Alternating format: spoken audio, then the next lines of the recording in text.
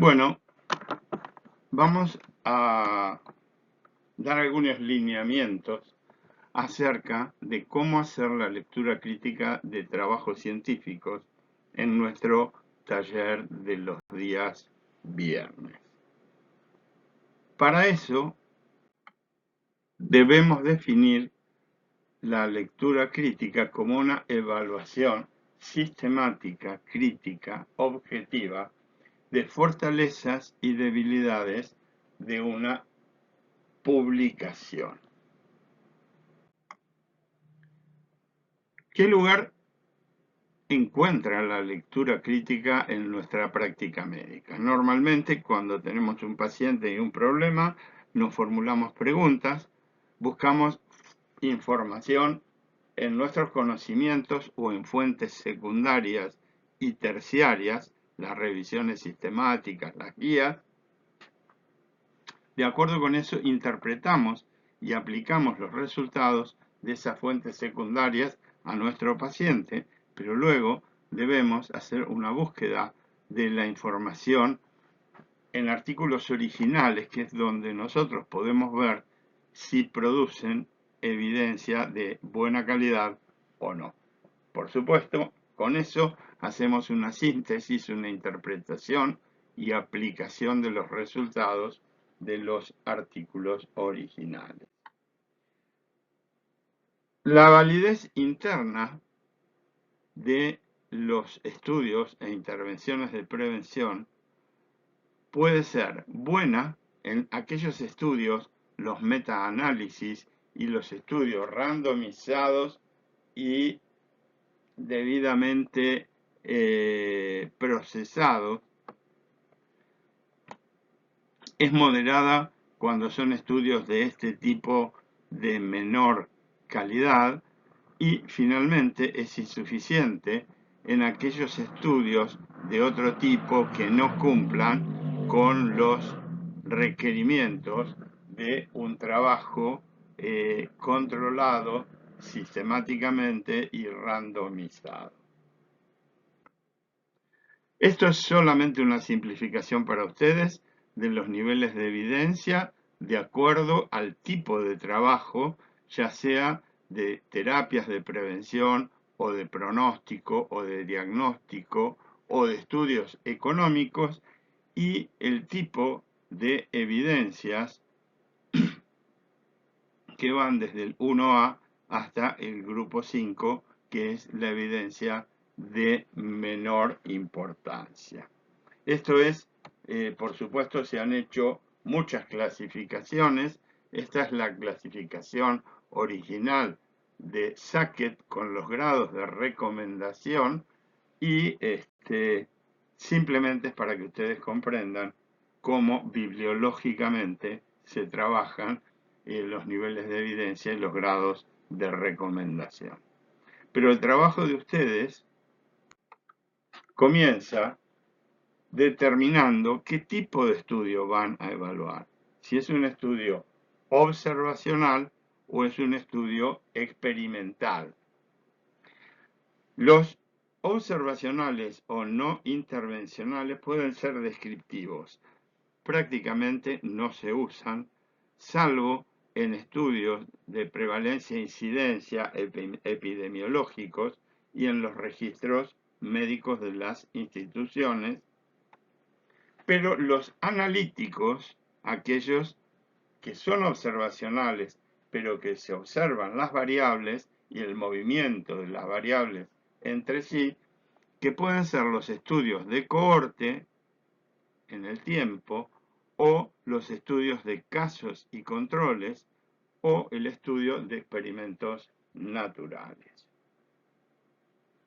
Pero los que realmente son importantes son los experimentales, donde hay una intervención del experimentador, como ser los ensayos clínicos o los metaanálisis que se producen con esos ensayos clínicos. La tarea de ustedes será reconocer las variables según su influencia. Existe una variable independiente que es la que manipula el investigador. ya la vamos a ejemplificar.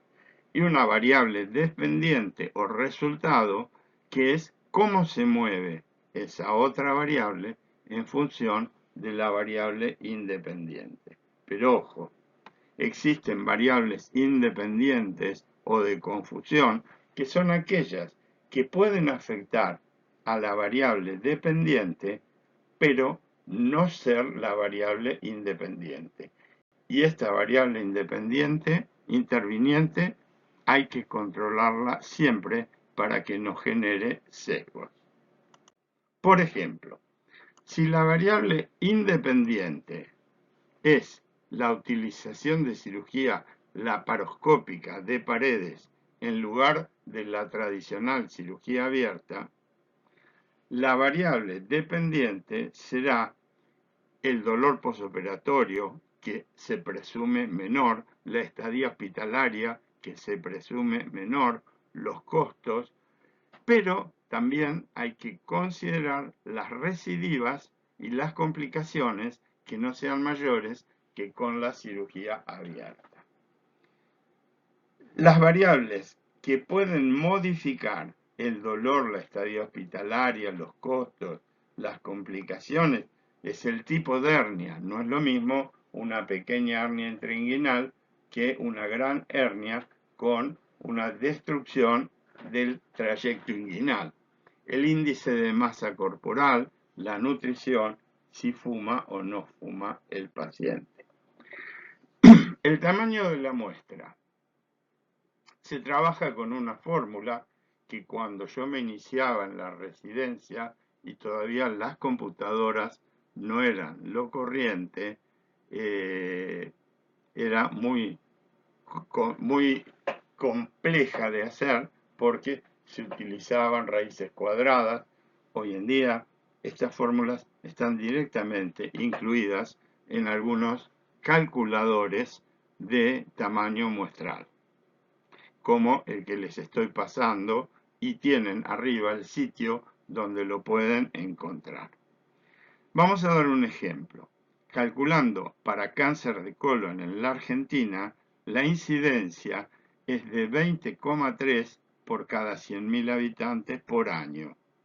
Esto quiere decir que se producen en la Argentina aproximadamente 15.692 casos al año, para dar un ejemplo.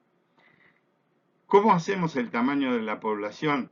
Y hacemos 10 años de cáncer de colon. Esto es 156.920 pacientes. Siempre se utiliza el nivel de confianza de 95% con un margen de error del 5%, que es el margen de error de las ciencias biológicas. Y directamente el calculador nos tira el tamaño de la muestra.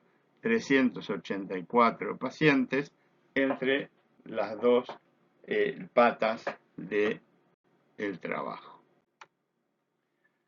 La prueba de hipótesis, ¿a qué se refiere? Cuando se trabaja con prueba de hipótesis, es difícil comprobar la hipótesis de trabajo. Por ejemplo, que la radioterapia subestadifica los cánceres de recto de estadio 3. Pero nosotros podríamos invertir la prueba y hacer lo que llamamos la hipótesis nula. Sí podemos demostrar más fácilmente que la radioterapia no subestadifica los cánceres de recto de estadio 3, porque podemos ver unos pocos cánceres de recto de estadio 3 que han sido sometidos a radioterapia y vamos a ver que siempre algo modifica y esto nos está comprobando la hipótesis nula. Se trata de probar la hipótesis nula. Por supuesto, este es un cuadro que no tiene demasiada importancia para ustedes, pero si se rechaza la hipótesis nula, estamos cometiendo un error, que es lo que se conoce como error de tipo alfa. Pero si aceptamos la hipótesis nula, entonces estamos tomando la decisión correcta. Lo contrario pasa con la hipótesis alternativa. Si rechazamos la hipótesis nula, entonces estamos hablando de la hipótesis alternativa y hacer lo contrario es el error de tipo beta. No le den importancia a este tema. Acá tienen ustedes una grilla con la cual ustedes van a poder evaluar las publicaciones y hacer un informe sobre qué les parece de cada una de las partes del trabajo que evalúan el título, los autores, el resumen, la introducción, las variables, muy importante, la hipótesis, el diseño del trabajo, la muestra y todos los detalles. ¿Qué es lo que hemos encontrado? Hemos encontrado tamaños de la muestra insuficiente, diseños erróneos, variables dependientes insuficientes, esto es, a los investigadores no les da el resultado, por ejemplo, de estadía hospitalaria y lo omiten al presentar las variables dependientes. La falta de control de la variable interviniente, esta es la más grave, sesgos de selección o sesgos cognitivos, conclusiones que no surgen de los resultados, gráficos distorsionados. Todo esto hace que estos trabajos no generen evidencias de buena calidad. Y para finalizar, tanto la parte 1 como la parte 2 de este trabajo de lectura crítica, podemos decir que la medicina no es solo conocimiento biológico, que en el diagnóstico hay lugar para el arte, que la psicología cognitiva habla de un proceso dual del conocimiento y que el diagnóstico utiliza primero el proceso de tipo intuitivo, de reconocimiento intuitivo de el diagnóstico y que el no experimentado utiliza más este proceso de tipo 2 analítico que tiene que utilizar el razonamiento y el análisis. Que la concentración editorial atenta con la veracidad de los trabajos que analizamos, que la manipulación de la información es perniciosa y que la solución es analizar críticamente